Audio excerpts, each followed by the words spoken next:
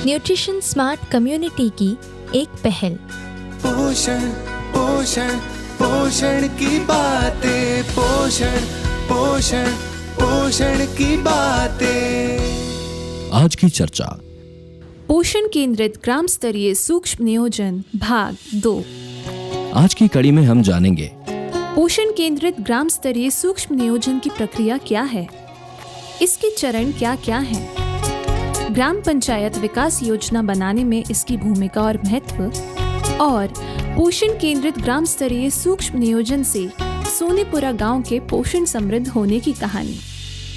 दोस्तों, पिछली कड़ी में हमने जाना पोषण केंद्रित ग्राम स्तरीय सूक्ष्म नियोजन के बारे में और ये समझा कि इससे हमारे गांव में खुशहाली कैसे आएगी।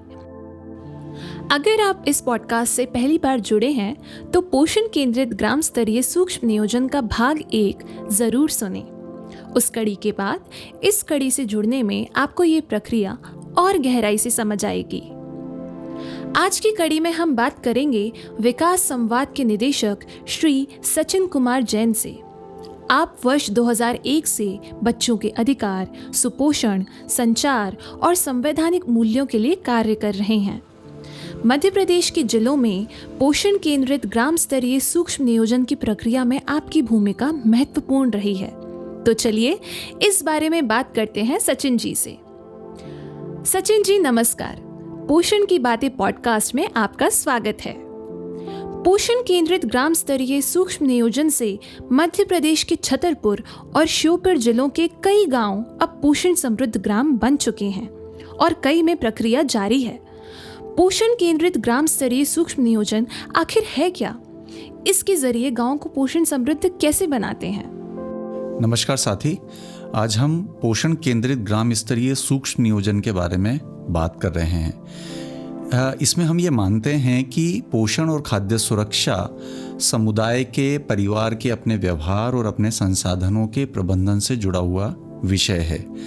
इस प्रक्रिया में सरकार, समाज, पंचायत, विभिन्न संस्थाएं मिलकर के अपने गांव के संसाधनों का प्रबंधन इस तरीके से करते हैं जिनसे पोषण सुरक्षा के लक्ष्य को हासिल किया जा सके। इसमें शिक्षक शामिल होते हैं, आशाएं शामिल होती हैं, आंगनवाड़ी कार्यकर्ता शामिल होती हैं, कृषि विभाग के, पंचायत के अधिकारी शामिल होते हैं और इसका लक्ष्य होता है कि कैसे हम कुपोषण को हटा सकें और खाद्य सुरक्षा की स्थिति को हासिल कर सकें। इसमें महत्वपूर्ण होता है आपसी समन्वय। वाकई इस प्रक्रिया में लोगों और प्रशासन का आपसी समन्वयन काफी जरूरी है। सचिन जी, अब हमें ये बताइए कि इस योजना को पूरा करने में क्या क्या चरण होते हैं? जब हम पोषण केंद्रित ग्राम स्तरीय सूक्ष्म नियोजन की बात करते हैं तो ये केवल एक सैद्धांतिक प्रक्रिया नहीं है। इसके लिए हम श्योपुर जिले के सोनीपुरा गांव की कहानी का संदर्भ ले सकते हैं। हम सब जानते हैं कि श्योपुर जिला एक शहरिया आदिवासी बहुल जिला है जो अपने आप में पोषण की सुरक्षा के लिए लगातार संघर्ष करता रहा है। गांव में कुल 77 शहरिया परिवार रहते हैं। अगर यहाँ के सभी बच्चे अब पूरी तरह से स्वस्थ और सुपोषित हैं और इन्हें पोषण समृद्ध ग्राम के रूप में अब पहचाना जाने लगा है तो इसके पीछे समुदाय की मेहनत, पंचायत और सरकार का आपसी समन्वय और इन सब की प्रतिबद्धता बहुत महत्वपूर्ण भूमिका निभाती है और हमको उसको समझना और सराहना बहुत ज़रूरी है। जब हम पोषण केंद्रित ग्राम नियोजन की बात करते हैं तो इसके कुछ चरण हैं। उन चरणों को जानना बहुत ज़रूरी है। एक व्यवस्थित प्रक्रिया से अगर इसको संचालित करें तो भारत के सभी गांव सोनीपुरा गांव जैसे सुपोषित और पोषण संपन्न हो सकते हैं। इस प्रक्रिया का पहला चरण है सबसे पहले गांव के सभी बच्चों की वृद्धि निगरानी करना, ताकि ये पता चल सके कि कौन से ऐसे बच्चे हैं जो कुपोषण के शिकार हैं और किन परिवारों में खाद्य असुरक्षा की स्थिति है। इससे हमको उन परिवारों की पहचान हो जाती है। दूसरा चरण है जिसमें हम एक अध्ययन करते हैं और उस अध्ययन करने के लिए शिक्षकों का, आंगनवाड़ी कार्यकर्ता का, आशा का और गांव के जो भी युवा और नेतृत्व लेने वाले लोग हैं उनका एक दल बनता है। उन दलों का एक प्रशिक्षण किया जाता है, उनके साथ बातचीत होती है कि वास्तव में हमको किस तरीके की जानकारियां इकट्ठा करनी है। ये दूसरा चरण हुआ।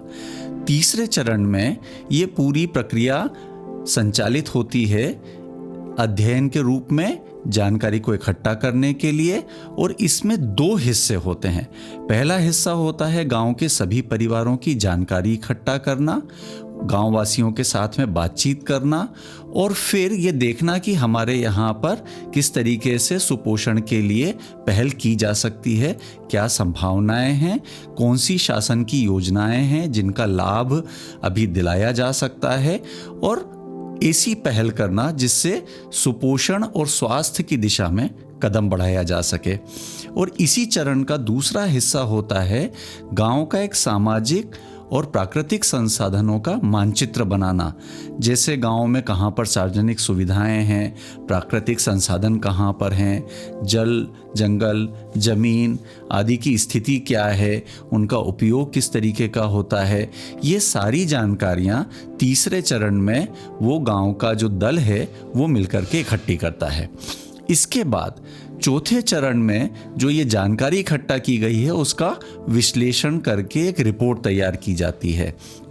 ये बहुत महत्वपूर्ण चरण होता है क्योंकि इससे समुदाय को वास्तव में समस्या के मूल कारणों का पता चलना शुरू हो जाता है, और इससे उनमें खुद में ये एहसास जाग जाता है कि कैसे इस स्थिति से निपटा जा सकता है, समस्या के मूल कारण क्या हैं, और वास्तव में उनको ये आत्मविश्वास आता है कि समाधान भी हमारे अपने बीच से ही निकल सकता है। ये बात इस चरण में हमारे सामने स्पष्ट हो जाती है। जब ये एहसास पैदा हो जाता है, समझ बन जाती है, तो इसके बाद 5वें चरण में अध्ययन और नियोजन दल गांव के लोगों के साथ मिलकर के एक पोषण योजना बनाता है, और इस पोषण योजना को हम ग्राम सभा की बैठक में लेके जाते हैं। ग्राम सभा की बैठक में लेके जाने के बाद इसको 7वें चरण में कोशिश की जाती है कि कैसे ग्राम पंचायत विकास योजना के साथ जोड़ा जाए, क्योंकि ग्राम पंचायत विकास योजना एक संवैधानिक प्रक्रिया है, शासन उसके लिए प्रतिबद्ध है, और इस जुड़ाव से ये सुनिश्चित हो पाता है कि गांव का कोई भी विकास का कार्यक्रम किस तरीके से पोषण सुरक्षा को हासिल करने में एक भूमिका निभा सकता है।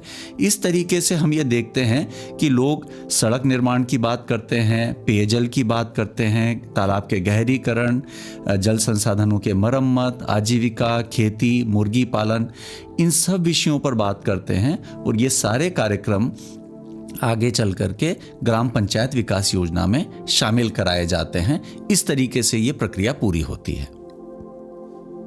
सचिन जी, ये एक बहुस्तरीय प्रक्रिया है, तो अब हम जानना चाहेंगे कि इस प्रक्रिया के क्या क्या परिणाम निकले और लोगों में किस किस तरह के व्यवहारिक बदलाव देखने को मिले। जब पोषण केंद्रित ग्राम स्तरीय सूक्ष्म नियोजन की ये 7 चरण पूरे हुए, सोनीपुरा गांव में किस तरीके का बदलाव आया, ये बहुत महत्वपूर्ण प्रश्न है। इस चीज़ को हमको समझने की बहुत ज़्यादा ज़रूरत है कि ये महज एक औपचारिक प्रक्रिया नहीं है, ये केवल एक कागजी कार्रवाई नहीं है। समुदाय पोषण सुरक्षा के लिए नेतृत्व लेता है, और उसके क्या परिणाम आते हैं वो हमको श्योपुर के सोनीपुरा गांव से पता चलता है। अब वहाँ पर कुपोषण की स्थिति लगभग समाप्त हो गई है, उसके पीछे बहुत बड़ी भूमिका पोषण केंद्रित ग्राम स्तरीय सूक्ष्म नियोजन की है। इसका परिणाम क्या होता है? सोनीपुरा गांव में अब अगर पोषण सुरक्षा की स्थिति पैदा हुई है तो उसमें इस पहल की एक बहुत महत्वपूर्ण भूमिका है। इसके 2 तरीके के परिणाम हुए हैं। सबसे पहला परिणाम तो ये हुआ कि जब पोषण केंद्रित विषय ग्राम पंचायत विकास योजना में जुड़े तो वहाँ पर खेतों का समतलीकरण हुआ, तालाब का गहरीकरण हुआ, वहाँ पर सड़क निर्माण हुआ, पेयजल की व्यवस्था सुनिश्चित हुई, और लोगों के राशन कार्ड बने। यानी कि जो सरकार की योजनाएं और शासकीय संसाधनों का पोषण की सुरक्षा के लिए व्यवस्थित इस्तेमाल हो पाया, और ऐसे संसाधन निर्मित हो पाए जिससे लोगों के उत्पादन में या पोषण की सुरक्षा तक पहुंच सुनिश्चित हो पाई। दूसरा परिणाम ये हुआ जिसको हम व्यक्तिगत व्यवहार के तौर पर देखते हैं। इसमें सभी 77 परिवारों ने अपने घर के आसपास साफ सफाई रखना, शौचालय का इस्तेमाल करना, साबुन से हाथ धोना, साफ पानी पीने की प्रक्रिया का पालन करना, अपने घरों में पोषण वाटिका लगाना, बच्चों को सभी टीके लगवाना और सभी बच्चों को नियमित रूप से आंगनवाड़ी भेजने जैसे व्यवहार को अपनाया। तो दोनों स्तरों पर हम इस परिणाम को देख सकते हैं। सरकार की योजनाओं और सरकार के कार्यक्रमों का क्रियान्वयन बेहतर हुआ और दूसरा लोगों के व्यवहार में परिवर्तन आया और ये दोनों बातों ने मिलकर के सोनीपुरा की स्थिति को बुनियादी तौर पर बदल दिया। सचिन जी, आपका हमारे साथ इस पॉडकास्ट में जुड़ने के लिए बहुत बहुत शुक्रिया। आपने कई महत्वपूर्ण जानकारियां दी। हम आशा करते हैं कि ये जानकारियां हमारे गांवों को पोषण समृद्ध बनाने में काम आएंगी। तो दोस्तों, इस तरह सभी की भागीदारी से बनता है एक खुशहाल पोषण समृद्ध ग्राम। इस प्रक्रिया से गांव में काफ़ी बदलाव आया है। पहले जिन खेतों में कुछ नहीं होता था, उन खेतों में अब मक्का, धान, बाजरा, अरहर, मूंगफली और पारंपरिक अनाज कोदो उगा हुआ है। खेती में सुधार के अनुकरणीय काम किए जा रहे हैं। आज हमारे गांवों में ही कुंतलों गेंदा पैदा हो रहा है। इन सब से शहरिया आदिवासियों का जीवन काफी बेहतर हुआ है।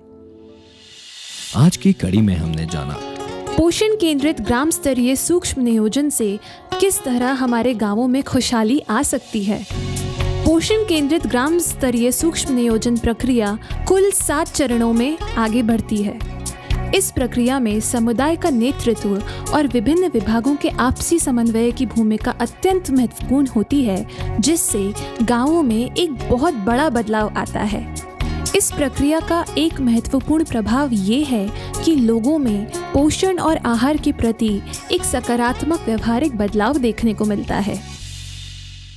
ये संकलन न्यूट्रिशन स्मार्ट कम्युनिटी के द्वारा एक साझा प्रयास है।